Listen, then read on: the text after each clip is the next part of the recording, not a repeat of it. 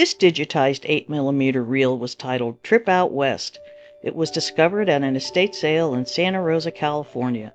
I dated it to 1956 by a glimpse of a movie marquee displaying The Bad Seed, placing it squarely in the mid-1950s.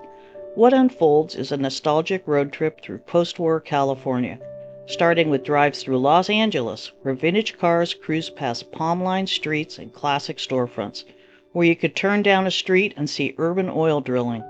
The journey continues with a visit to a California mission, reflecting the state's Spanish colonial past.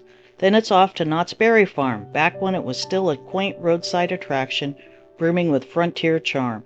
And don't miss the finale, a nighttime cruise down the Las Vegas Strip, neon signs blazing and mid-century glamour on full display.